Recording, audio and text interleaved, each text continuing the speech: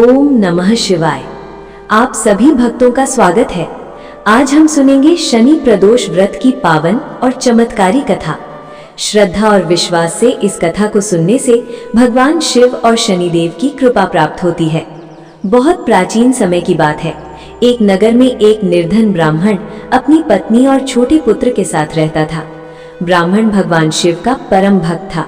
वो प्रतिदिन स्नान करके शिवलिंग पर जल चढ़ाता और भगवान शिव का नाम जपता था। लेकिन ब्राह्मण का जीवन बहुत कष्टों से भरा था। घर में धन की कमी थी, कई बार भोजन तक नहीं मिलता था और पूरा परिवार भूखा ही सो जाता था। एक दिन ब्राह्मण की पत्नी दुखी होकर बोली, स्वामी, घर में अन्न समाप्त हो गया है, बच्चा भी भूखा है, हम कब तक ऐसे ही दुख सहते रहेंगे?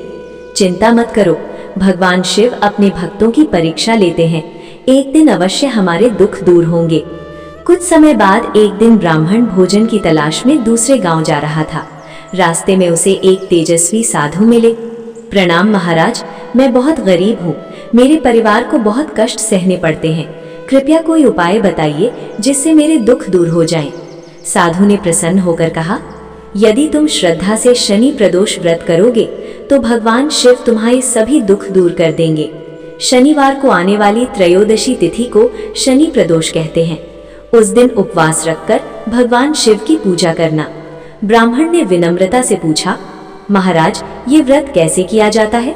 साधु बोले, प्रातः काल स्नान करके व्रत का संकल्प लो, दिन भर भगवान शिव का नाम जपो, सायंकाल प्रदोष काल में शिवलिंग पर जल, दूध और बेलपत्र चढ़ाओ, दीपक जलाकर भगवान शिव की आरती करो, तुम्हारे सभी दुख दूर हो जाएंगे। इतना कहकर साधु अंतर ध्यान हो गए। ब्राह्मण समझ गया कि स्वयं भगवान शिव ने साधु के रूप में उसे दर्शन दिए थे। उस दिन से ब्राह्मण और उसकी पत्नी श्रद्धा से शनि प्रदोष व्रत करने लगे। वो दोनों उपवास रखते और भगवान शिव की पूजा करते। कुछ समय बाद एक दिन ब्राह्मण का पुत्र जंगल में लकड़ी लेने गया। वहां उसे एक युवक घायल अवस्था में पड़ा मिला।